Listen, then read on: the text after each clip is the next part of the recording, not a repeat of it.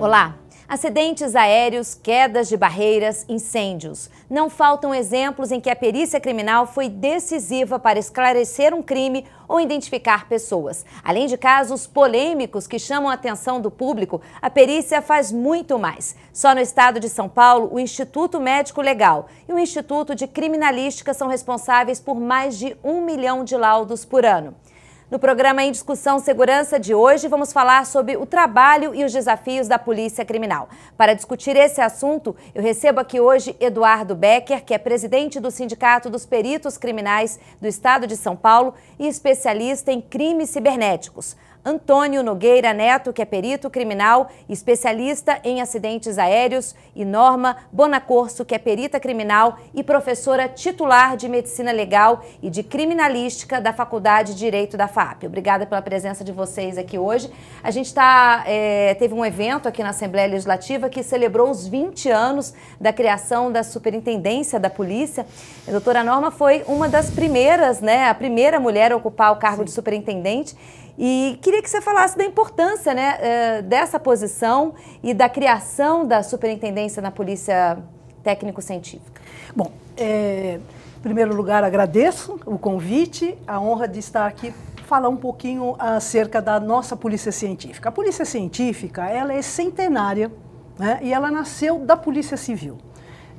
Nós temos a notícia da Polícia Científica, primeiro da Medicina Legal, a analisar vestígios. Tanto o perito criminal como o médico legista, ele analisa vestígios materiais deixados na prática dos crimes. Então ele vai e então com isso ele acaba consubstanciando, mostrando a materialidade do crime.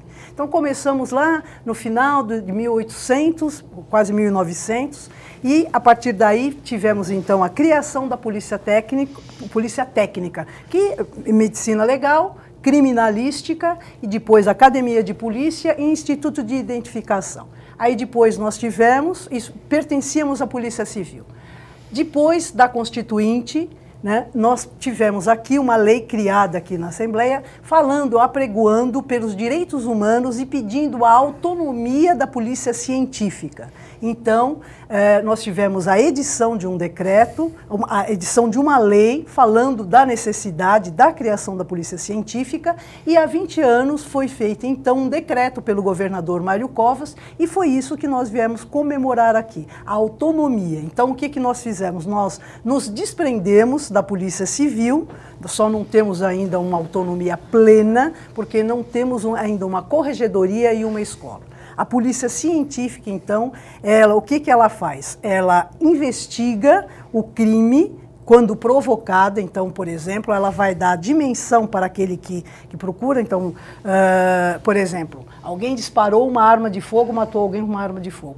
Obviamente, deixa vestígio. Então, ele vai deixar o vestígio no cadáver, ele vai deixar vestígios no atirador, e nós vamos examinar esse vestígio, comprovando existiu realmente o crime, não foi de se ouvir falar. Então, nós vamos documentar isto, vai esclarecer para quem está investigando e para quem vai julgar. Então, este é o papel da Polícia Científica, tanto no exame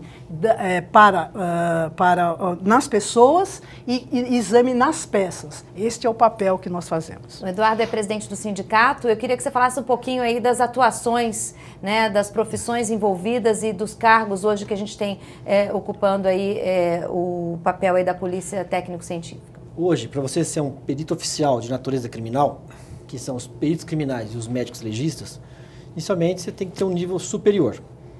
Isso para perito criminal seriam qualquer um dos níveis superiores, mas no mínimo 4 anos, um bacharelado, e especificamente mais interessante das áreas das ciências, biologia, química, física, matemática, as engenharias. E para médico legista, obrigatoriamente tem que ser médico, tem que ter o nível de formação. Além disso, hoje temos outras carreiras também que compõem os quadros. O de fotógrafo técnico-pericial, desenhista técnico-pericial, o auxiliar de necropsia e o atendente de necrotério, ao qual é solicitado apenas o nível médio. E por que se exige, se solicita principalmente as carreiras de ciências? Porque a criminalística, ela nada mais é do que o uso do conhecimento científico na área das ciências dedicado à elucidação dos crimes que ocorrem. E como é que ela colabora nessa parte? Identificando as pessoas, como se deu o evento e criando um nexo entre o autor e a vítima, para assim estar materializando o crime. E a gente tem fatos aí bem polêmicos e expressivos, né, que chamam a atenção do público, que chamam a atenção da mídia, como grandes acidentes, incêndios. O Dr. Nogueira participou aí da perícia aí de alguns acidentes aéreos, né, o da TAM foi um deles. Como é que foi esse trabalho? Foi um trabalho longo, né, doutor? Esse último acidente da TAM envolveu a morte aí de pelo menos uma centena de pessoas e foi um trabalho de mais de um ano. Dia 17 de julho passado agora, se completou, né, 11 anos desse acidente. Foi um acidente que o IML teve uma carga de trabalho imensa junto com o laboratório de DNA. E relativamente ao laudo técnico, no qual se referia ao acidente em si, eu demorei 19 meses para fazer. Isso porque trabalhei sozinho, não tive ninguém para ajudar. Eu, na época, era o único credenciado pelo CENIPA para realizar esse tipo de perícia, com curso lá em Brasília. Atualmente não temos ninguém mais, porque eu me aposentei. E foi um acidente, assim, o maior do Brasil, o maior que já teve aqui no Brasil. Aquele da Air France, ele foi considerado internacional, porque caiu em águas internacionais, né? A queda se deu em águas internacionais. Então, esse acidente da TAM ainda é o maior do Brasil. E aí a gente tem dois tipos de trabalho. A gente tem o trabalho do IML, que fez a identificação dos corpos, e tem todo um trabalho científico aí de investigação das causas do acidente, Isso. Que foi esse que o senhor trabalhou. Exatamente. Daí, então, a gente começou a investigar tudo que a mídia noticiava, por exemplo, a pista, a falta de ranhura, o tal do grooving, né? E tantas outras hipóteses que foram aventadas ali. O manete do avião. Os manetes, o mecanismo dos manetes, o reversor que estava pinado. Então, eu não sei se eu começo a falar agora, se a gente vai Pode contar um pouquinho, aproveitando o que o senhor falou da mídia, esse trabalho da imprensa, ele divulgando essas notícias, ele serve de material também para o seu trabalho de pesquisa, para se aprofundar nas investigações? Atrapalha, ajuda? Como é que funciona isso naquele momento que você está lá imerso nas provas e nos estudos? Acontece o seguinte: ajuda e atrapalha.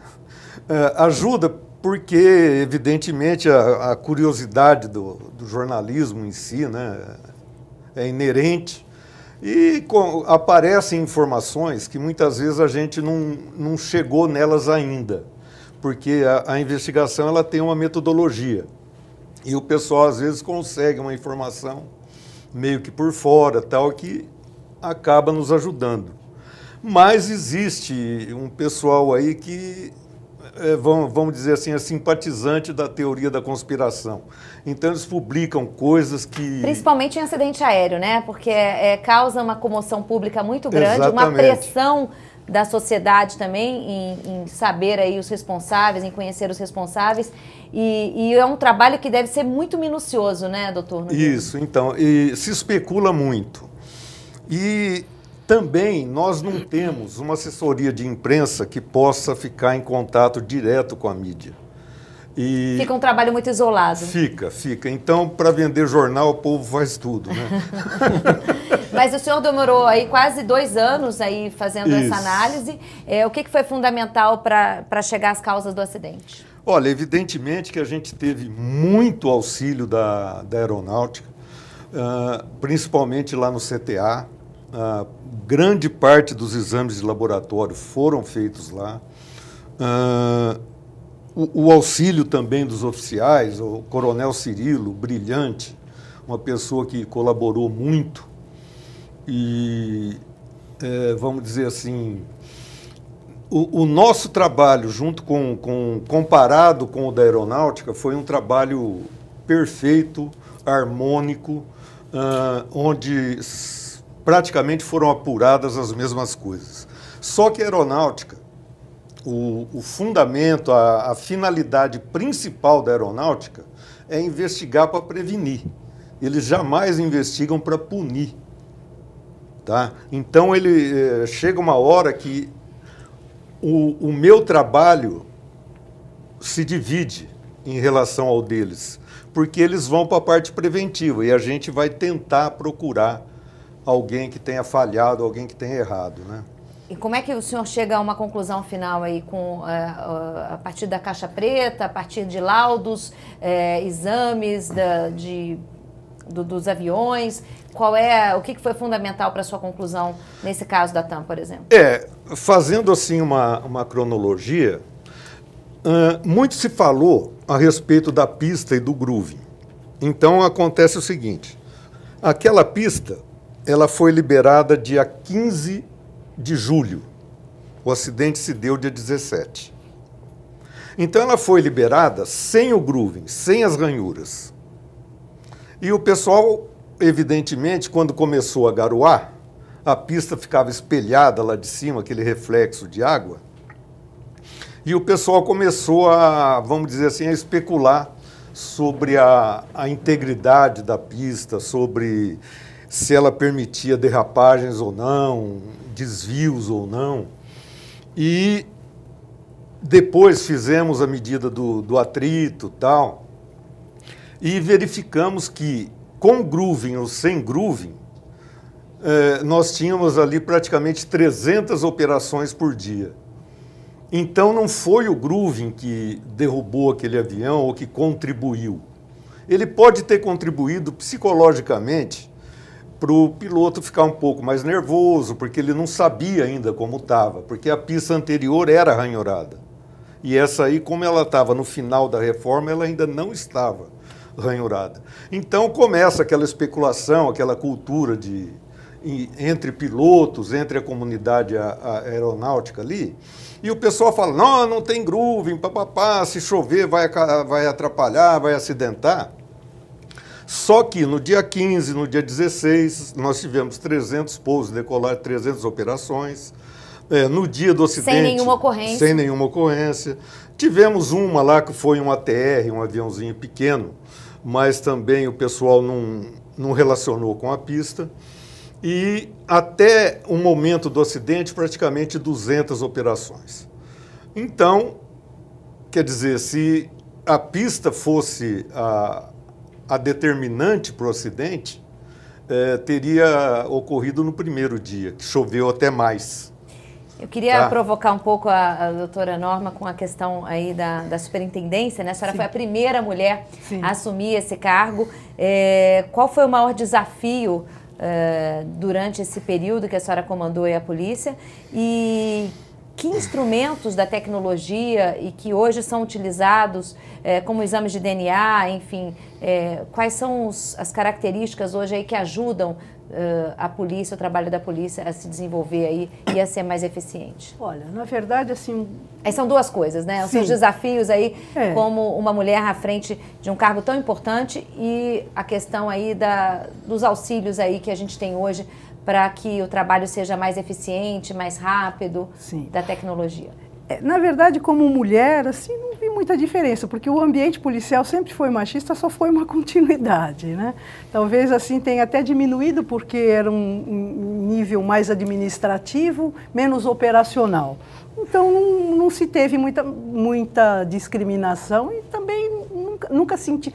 Que existe, mas nunca me senti diminuída ou rebaixada, ou uma tentativa nesse sentido, porque tentativa sim, até que, mas nunca conseguiram, então nunca me senti realmente atingida. Mas né, desafios em termos de casos administrativos, ou de casos de repercussão, ou de aparelhagem, ou não, quanto a isso, não, estou falando só em termos psicológicos, né? Agora sim, em termos técnicos, né? Nosso orçamento era pequeno. Mas isso daí vem assim, o que nós tentamos? Tudo tem que se ter um projeto. Então, à medida que nós tivemos, a grande dificuldade foi assim, as instalações, então nós fizemos de início um levantamento das condições de instalação física, das instalações técnicas por todo o estado de São Paulo. Quem fez isso, quem nos ajudou bastante foi o doutor Nogueira. Nós fizemos todo um levantamento e com esse levantamento em mãos, fomos ao governador e solicitamos recursos e ele nos liberou parte disso e montamos ali um departamento de engenharia para que fizéssemos um projeto que servisse para o ICML para os próximos 30 anos. E fizemos isso e conseguimos também com auxílio ali, que custa bem caro isso, né? Conseguimos doação de terrenos, fizemos todo um trabalho para conseguir começar isso, e isso está prosseguindo, isso leva anos, né? Então, este superintendente que me sucedeu deve estar dando continuidade a isso. Então, é um trabalho de continuidade, espero que esteja tendo.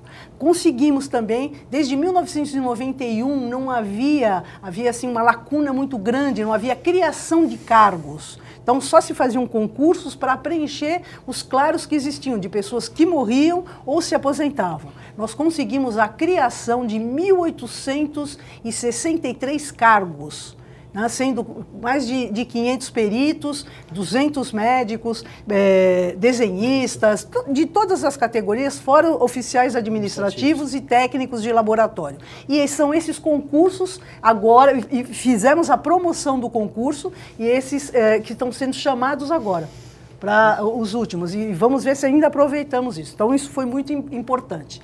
Demos sequência também a uma padronização que já vínhamos fazendo anteriormente dos POPs, né, os procedimentos operacional padrão, que começamos a fazer, instituir isso quando eu dirigi o laboratório de DNA, e que foi absorvido ali pela Senasp, essa ideia foi absorvida, e fizemos isso, contribuímos de fazer para todo o país. Então, um perito criminal, ele tem uma apostila, como se fosse isso, um livreto de como deve proceder em local de crime para a coleta de todos os tipos de vestígios, porque nós analisamos os vestígios, né, em local de crime, o médico também como deve proceder nas perícias. Então, isto é padrão, e quando você tem um padrão, você pode fazer bancos de dados e trocar dados.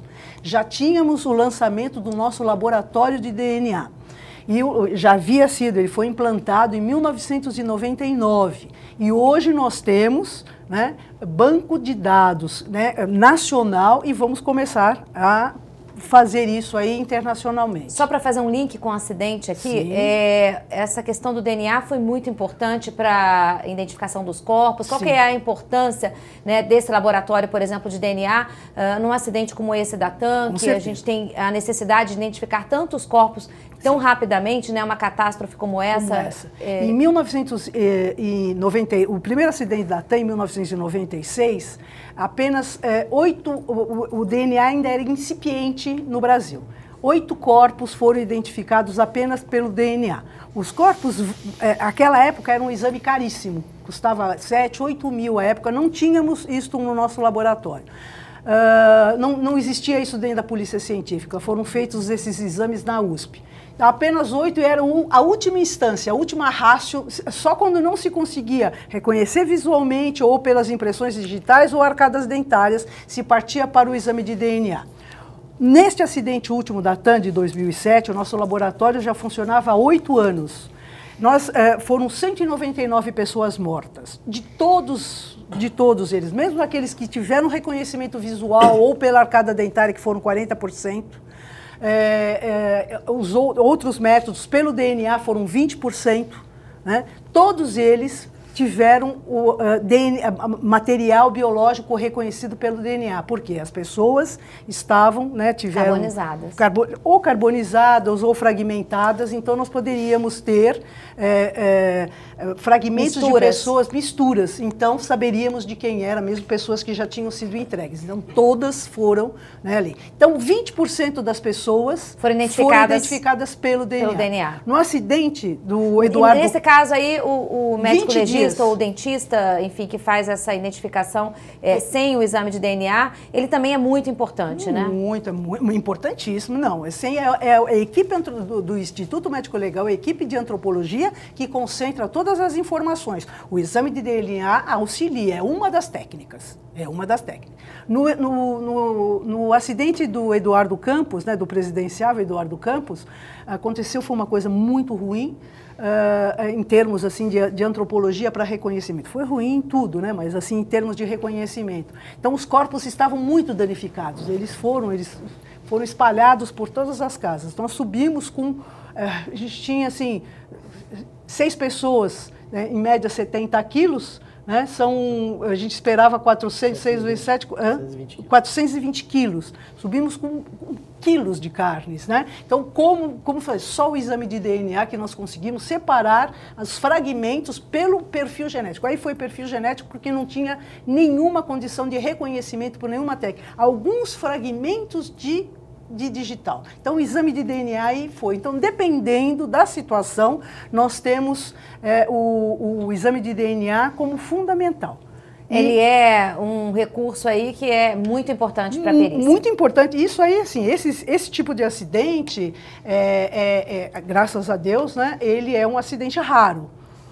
Mas nós temos uma rotina. Por exemplo, o nosso laboratório, ele recebe por volta de 250 casos por mês, sendo que mais ou menos de 15 a 20 cadáveres que não são identificados, então que vão lá, então vem material de supostos familiares e ali ossos normalmente ou dentes para identificação, para o confronto genético. Recebemos o restante desse material, mais ou menos metade seria de vestígios oriundos de locais de crime, então, por exemplo, um sangue para se confrontar para ver se o sangue da faca, se é da vítima ou não, vestígios relativos a locais de crime e o resto de crimes sexuais.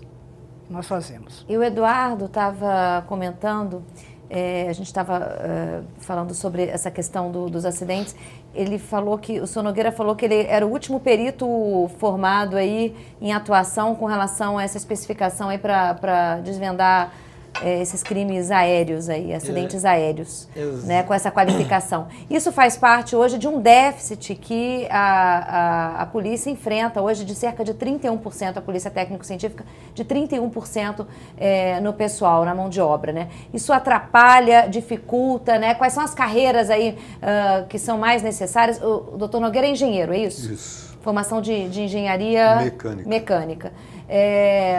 Precisa de mais engenheiros?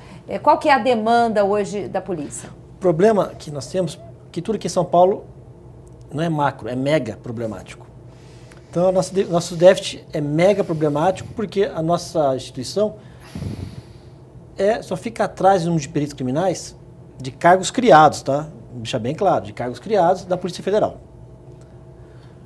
Tá? Então, assim, quando a gente fala em 31%, nós estamos falando de um contingente, às vezes, maior que outros estados.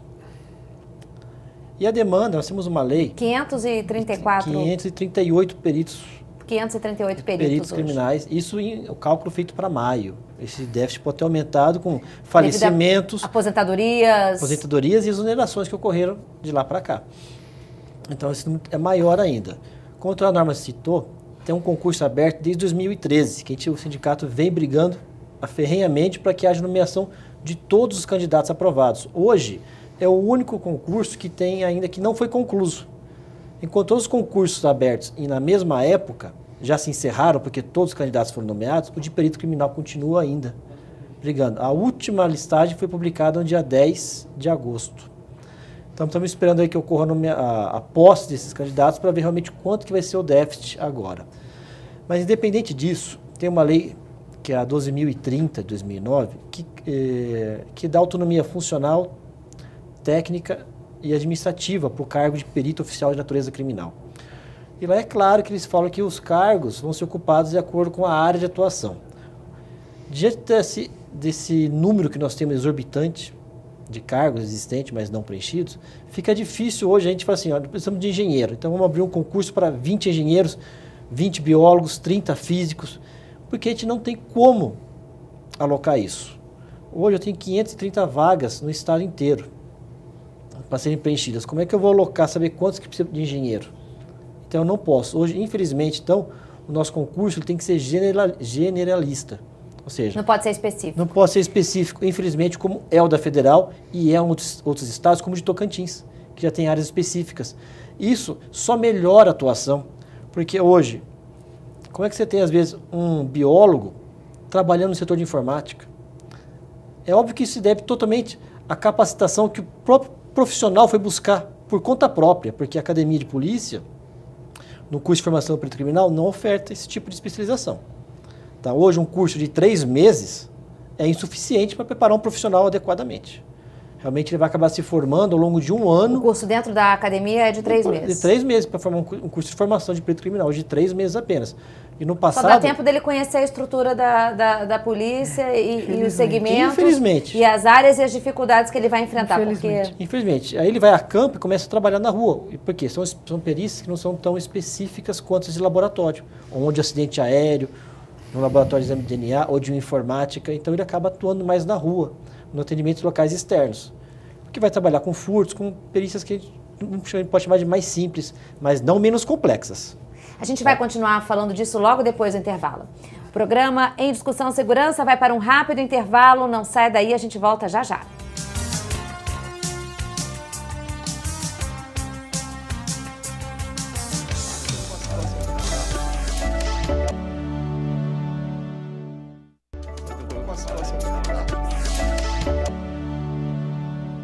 Estamos de volta com o programa Em Discussão Segurança e hoje a gente fala sobre os desafios e a carreira da polícia criminal.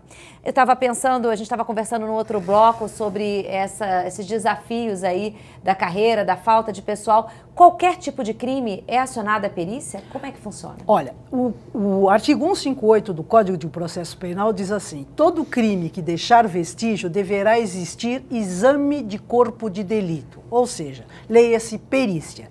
E o 159 diz, quem faz esse exame é um perito oficial, ou seja, perito criminal ou médico legista. Se for na pessoa, é o médico legista. Se for em coisa ou em local de crime, é o perito criminal. Bom, e aí, então, ou seja, o vestígio é muito importante de ser analisado, porque ele vai dar a materialidade do crime. E olhe mais, hein? Se for um crime que deixar vestígio e não for feita a perícia, tá? O processo poderá ser nulo.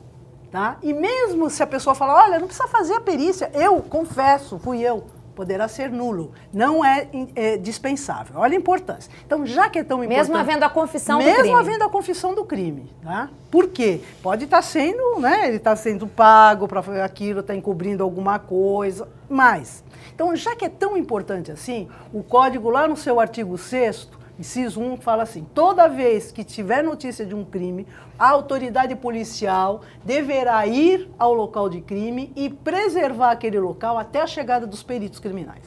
Então, agora vamos lá. O Código de Processo Penal é de 1941, claro, e é uma lei federal que para o país inteiro. Então, nós temos realidades diferentes no nosso país, que é enorme, numa lei antiga. Nós temos adequações, nós temos resolução aqui em São Paulo e é impossível se visitar, né, todo local de crime. Mas, né, em alguns casos, que realmente, por exemplo, o caso de homicídio, é imprescindível a presença da autoridade policial, porque é ele que vai investigar. É diferente, aqueles filmes que a gente vê norte-americano, que a gente vê o perito investigando, ouvindo testemunho, não é isso, nós não. O perito, ele coleta provas. Ele coleta provas e analisa as provas. Ele vai dar opinião técnica sobre aquilo. É diferente dos Estados Unidos. Nós não fazemos esse papel de investigador. Quem preside a investigação é o delegado de polícia. Por isso que ele tem essa obrigação, né? E a coisa, mais ou menos na prática, na prática é um pouco complicado, né? Porque a gente estava até conversando aqui no intervalo, se morre uma pessoa em casa, morte natural, né? Morte natural, um casal de idosos, como é que fica? É muito comum a gente ser solicitado para fazer essa perícia, que não é perícia, é uma morte natural, não tem crime, não tem nada. E pessoas que estão acamadas, doentes e por aí vai. Incêndio em carro, criminoso, né, que é um dano, o pessoal aciona a engenharia para descobrir por que pegou fogo. Ou seja, são coisas assim que foge do bom senso, sabe? Porque o delegado... Não vai ter nunca efetivo suficiente para poder descobrir e investigar tudo isso. Então, desses 1 milhão de casos aí que a gente faz, 600 mil seriam, assim, necessários, 40% desnecessários. Hoje, 40%, completando o que o Dr. Nogueira falou, doutora Norma, é o número entre as vítimas de morte violenta, as vítimas fatais, que o Instituto Criminalístico é acionado, 40% é o número de casos em que a vítima teve a morte foi uma causa natural. E é muito 40% dos casos de morte de vítima fatal. De vítima fatal que é feito atendimento pelo Instituto Criminalística e pelo IML, porque isso, ou seja, é uma despesa para o Estado, né, é de morte natural. E coisa que não devia ser, porque o perito chega... Normalmente as histórias são sempre as mesmas. Ah, ele passou ontem pelo posto de saúde, faz um tratamento contra câncer, ou tem problema cardíaco, tem doença de Chagas, e você chega até o atestado de óbito. Do médico. Do SAMU, sobre a vítima, sobre o peito da vítima, como eu já cheguei a encontrar, ou às vezes uma pessoa ali, um indigente que junto acaba entregando para nós. Isso demanda tempo e acaba tirando toda a atenção do que realmente precisa para se fazer uma perícia, que são os crimes que deixam vestígios e que tem interesse. Aí é um caso que não é crime, né? Morrer, até hoje que eu saiba, não foi crime ainda, né?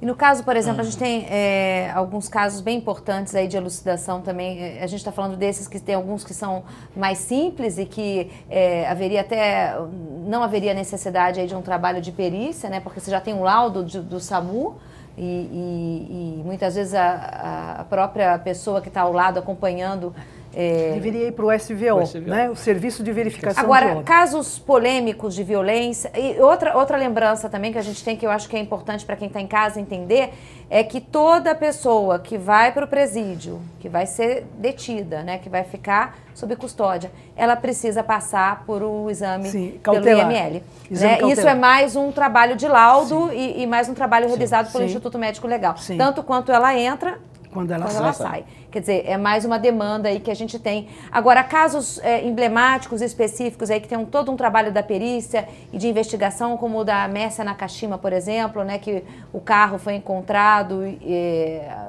numa represa. Tudo isso é um trabalho de investigação também muito importante da polícia, né? Esses casos envolvem aí uma equipe grande, muitas vezes? Envolve uma equipe multidisciplinar e grande. Por quê? Você vai ter, inicialmente, o perito que foi no local, que vai estar fazendo a coleta dos vestígios que ele encontrou e que ele vislumbra serem relevantes para o seu laudo. Só que ele está no local de crime, ele não consegue fazer as análises. E o que acontece? Ele tem todo um pessoal, outros peritos criminais, que estão nos laboratórios, que vão fazer os exames específicos. Então, por exemplo, no caso da Mércia, era importante a análise da questão do barro e das algas que foram encontradas no veículo, que depois foram encontradas no calçado do assassino. Ou seja, aí está mostrando o nexo, como é que aquelas algas, aquele tipo de solo só é encontrado naquela represa, naquela região, como é que foi parar no calçado. Então você começa a colocar o suspeito no local do crime. E aí com outras questões, por exemplo, análise de georreferenciamento pelo celular, você acaba colocando aquele suspeito no local do crime. Então vão se aumentando o número de indícios que não permite aquela pessoa começar a negar mais, né? Então é essa a questão. Enquanto a gente começa, e aí que vem está se estudando muito. O perito, você tem uma especificidade nessas análises e acaba tendo uma demora nos laudos. Algum outro caso aí que você se recorda que o trabalho da perícia foi fundamental aí para esclarecer o crime? Tem diversos casos outros. De repercussão. Diversos outros. Temos aqui os da capital, a questão dos cálculos de velocidade dos veículos passando nos acidentes da Porsche, da Tucson, nos atropelamentos. Um racha que teve na região de Campinas, envolvendo um Audi e um Camaro também, a condenação foi em cima dos laudos periciais, tanto do levantamento local quanto do cálculo de velocidade pela imagem. Temos crimes cibernéticos hoje de pedofilia, em que você ter a imagem é uma pena. Se você transmitir essa imagem, há o aumento da pena. Então é muito relevante, de suma importância, o trabalho do perito criminal aí. E está demonstrando que houve essa comunicação, esse envio das mensagens, as ameaças. Inclusive na própria Lava Jato a gente tem esse trabalho também, né, de investigação dos peritos. Teve a questão das movimentações bancárias, o processamento, inclusive ali os peritos criminais. Obviamente, por terem um menor volume de trabalho, eles podem ter mais tempo, desenvolveram programas específicos para a operação que puderam estar acelerando essas análises, tá? E hoje eles disponibilizaram para outras instituições. Quer dizer, e hoje é possível, o senhor é especialista em crime cibernético, é possível hoje rastrear e identificar esses criminosos através aí do IP da máquina, da onde que surgiu a mensagem, para onde ela foi replicada, porque a tecnologia ela avança dos dois lados, né? Do lado do criminoso e do lado de quem investiga também, porque sempre vão se arrumando aí artifícios para poder fugir e enganar, faz de outro país. É possível detectar isso hoje? É possível, sim. E nós temos pessoal que, por mérito próprio, eles fizeram estudos, especializações para chegarem nesse nível de estar identificando. O porquê? Através do IP da máquina que a gente consegue estar localizando. Mas não basta apenas identificar o IP, você tem que identificar o fuso horário. Que isso ocorreu. É extremamente relevante para poder estar identificando o local exato em que o criminoso se encontra. E aí sim, movimentar todo o aparato policial para poder fazer um procedimento de busca e apreensão, até mesmo de prisão do criminoso naquele local físico. Isso, quem subsidia toda essa informação é a perícia, a partir da identificação do IP da máquina e do fuso horário. E aí o delegado de polícia, como presidente do inquérito, ele faz o quê? O pedido para as operadoras para que informem em qual endereço físico aquele IP estava alocado em tal horário. Doutor Nogueira também trabalhou no caso do acidente do Eduardo Campos? Sim. Não que eu tenha trabalhado em termos de elaboração de laudo. Mas acompanhou? Mas eu participei de toda a ação inicial. A gente até estava no Tribunal de Justiça aqui em São Paulo. Recebemos a notícia e fomos para Santos. Eu cheguei lá 1h30 depois e fiquei lá até 3 dias depois, assim, praticamente sem dormir, acompanhando tudo. E ali uma das coisas que chamou a atenção também é que nós precisamos de uma infraestrutura que muitas vezes nem o bombeiro pode nos ajudar, né? O IML muito menos. Então ali aqueles restos de peças anatômicas, porque o avião ele se chocou contra o solo numa velocidade enorme, 700 km por hora, 693, né? Então os corpos ficaram todos fragmentados por causa da desaceleração, uma desaceleração muito significativa. Então sobrava pele, pedaço de dedo, o osso, tudo desse tamanhozinho, né? Qualquer fragmento de osso. Isso dificulta muito o trabalho, né? Não tinha quem colhesse aquilo lá. Então, o pessoal que estava recém-saído da academia, os peritos que estavam praticamente estagiando lá, eles que fizeram esse trabalho aí com muito louvor e foram até esquecidos aí pela administração depois. Porque não tinha quem fizesse isso, não tinha quem coletasse, né? Então, o bombeiro não tinha pessoal, a PM não podia entrar lá.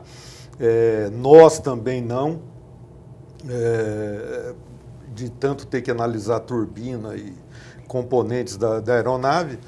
E aí é um caso muito atípico, né? Porque é o que a gente falou, não é caso de acidente, não é um acidente como esse não é tão frequente, mas um incêndio como a gente teve no Largo do Paissandu recentemente, incêndio é uma questão que acontece com até mais frequência. Qual que é o papel da perícia num caso desse, por exemplo, como o do incêndio? Tá, por exemplo, olha, uma coisa que ninguém imagina é que só aqui na capital a gente atende por volta de 10 incêndios por dia. Só que são incêndios pequenos, ou então que a mídia não dá repercussão. Incêndio em residência, em comércio, né? Tudo isso precisa ser investigado. Tudo isso precisa ser investigado para ver culpa, né? Vazamento de gás, botijão de gás, e mata, né? E mata muito. Então, a nossa carga de trabalho é enorme.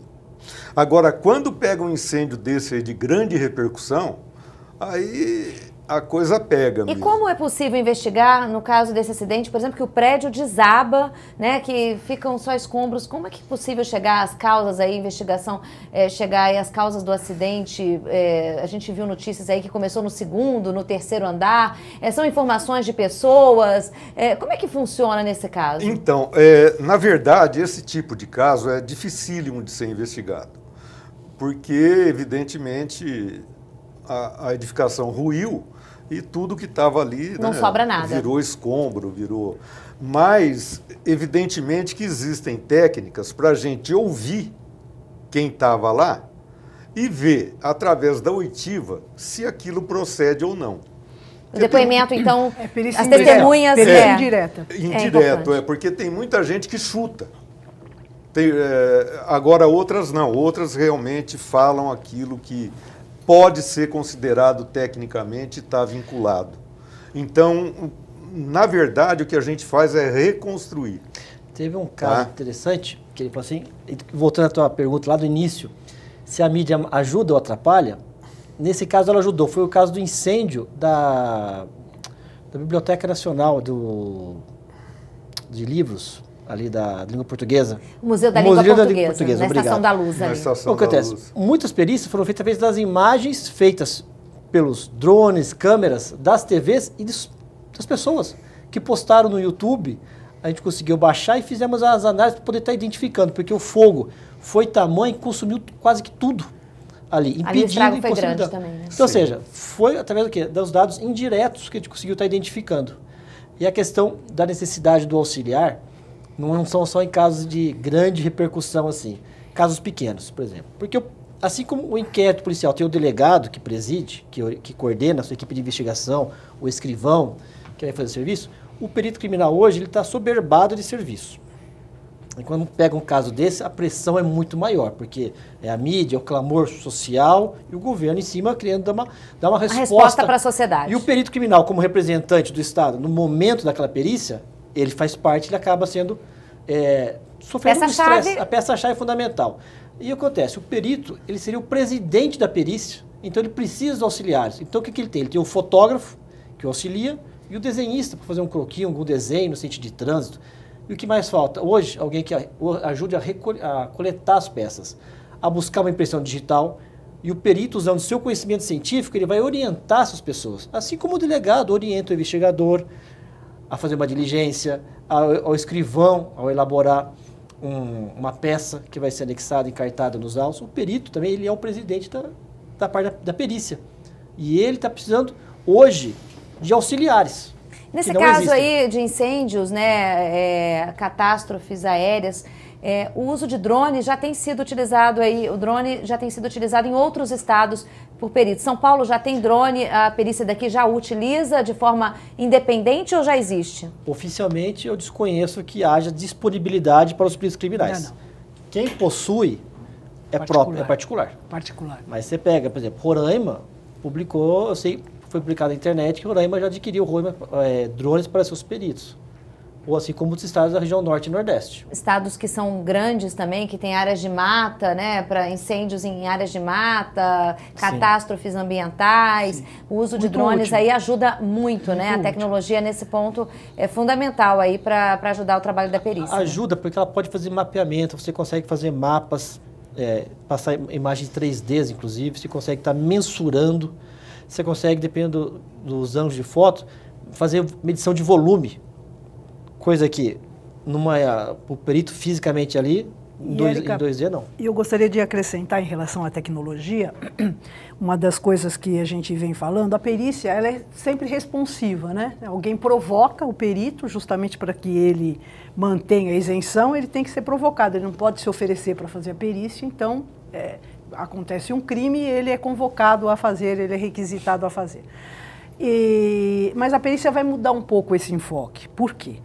Veja, a gente falou das padronizações do perito seguir para que todo mundo possa fazer a perícia da mesma forma e trocar dados. Então, o futuro da perícia é trocar dados. Então, aquilo que o perito faz aqui é a mesma coisa que é feito nos Estados Unidos, é a mesma coisa que é feito no Paraná, é a mesma coisa que é feito, e isso nos permite. Então, o laboratório de DNA já compõe, né, o Banco Nacional de Dados Genéticos, como Minas, como Rio, como Brasília, e a gente nós somos os maiores alimentadores desses perfis genéticos. Já colocamos mais de 1.500 e então, reacendemos casos antigos que não tinham, né, de crimes sexuais, que não tinham, não se sabia quem era, e a gente já está reacendendo isso e trazendo um novo fôlego para isso. Então, veja, a perícia, então ela deixou de ser reativa e passou a ser proativa. Falando, já sabemos quem é. E a mesma coisa vai acontecer na balística.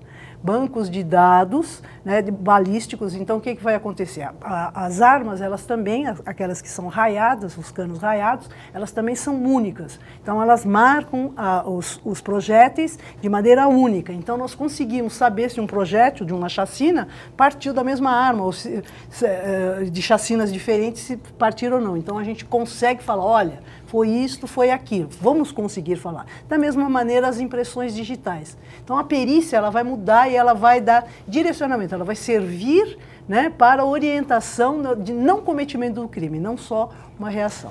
Hoje, para isso precisa de um banco de dados também. Não banco de dados, e pessoal. Então, por exemplo... Integrado também. Integrado. Entre as polícias, para que você tenha acesso a todas essas informações. E padronização. Então, eu preciso de nível técnico igual em todo o país e de um bom nível técnico. E, gente, para se ter uma ideia, para eu rodar um banco balístico, eu preciso de mais 18 peritos. Só para rodar um banco técnico. Aqui na capital. Aqui na capital. Só para esse banco técnico. Para alimentar esse banco? Para alimentar esse banco. Porque assim, o que as pessoas têm que entender é que o trabalho pericial, ele usa, como o Dr. Nogueira falou, uma metodologia científica. Então, ou seja, e por que isso? É para você ter reprodutibilidade. Então, quando a norma faz um ensaio com material, se eu seguir o mesmo procedimento, é esperado que eu chegue no mesmo resultado. Claro. É por isso que a prova pericial ela tem tanta credibilidade. Então, com os bancos de dados hoje, a gente fala muito em impressão digital para identificar, mas se a gente for pensar nua e crudamente, a impressão digital, ela está pouco disponível no local de crime. Por quê? Só se eu tiver, tocar a coisa, e aquela coisa, conseguir pegar as minúcias existentes nos meus dedos para deixar uma impressão. Ao passo que se o DNA, ele está na impressão digital, a hora que eu estou falando, a hora que eu estou respirando, um fio de cabelo que caia no local, é tanto vestígio que ele deixa e é tão pouco explorado pelo governo. Em termos de investimento. É aquela máxima que não existe crime perfeito, não sempre existe. Tem um vestígio, sempre tem algo a ser investigado. Nosso tempo está chegando ao fim, é só para a gente falou um pouco do déficit, que faltam funcionários, né? Ainda tem reclamações do trabalho da perícia. Eu acho importante a gente pensar. A doutora Norma falou do futuro aí desse banco de dados. Precisa reformular essa lei, né? A gente falou do Código Penal, que é antigo. Precisa uma alteração na lei. O que precisa hoje ser feito para melhorar o trabalho da perícia, além de contratar aí novos peritos? Investimento em tecnologia. Hoje, como a doutora Norma colocou, a gente está sempre correndo atrás, nós somos provocados e temos que correr atrás para estar desvendando. Então, a gente precisa ter pessoal e tecnologia à disposição para você ter tempo de estudo e desenvolver métodos e técnicas de trabalho, assim como a Polícia Federal faz hoje com seus peritos criminais. Doutor Nogueira, o senhor que participou aí de tantos acidentes emblemáticos, aí na perícia de tantos acidentes emblemáticos, e qual que é a sensação e o resultado aí para o senhor como profissional, como perito, de ter participado aí desses acidentes e ter ajudado a elucidar alguns crimes? Então, na verdade, o que nós deveríamos ter seriam equipes especializadas. Vamos pensar, seguindo o raciocínio do Becker, o escrivão, ele operacionaliza o inquérito do delegado. É ele que faz praticamente tudo, ele que ouve e tal, né? O delegado está ali, presidindo. Agora, num caso desse, de repercussão, um caso grande, um caso que demanda muita perícia, muita coisa, muito exame, evidentemente que a gente teria que ter vários auxiliares, e auxiliares técnicos, não só o fotógrafo, não só o desenhista. Nós já tentamos aí, estudamos alguma coisa para transformar fotógrafo e desenhista em auxiliar técnico de perícia.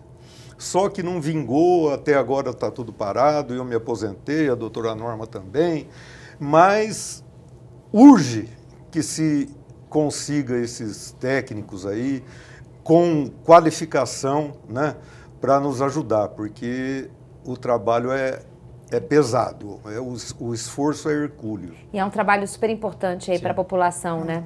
Queria muito agradecer a presença de vocês aqui hoje com a gente. O programa Em Discussão Segurança termina aqui. Se você quiser rever essa entrevista, é só acessar o nosso canal no YouTube.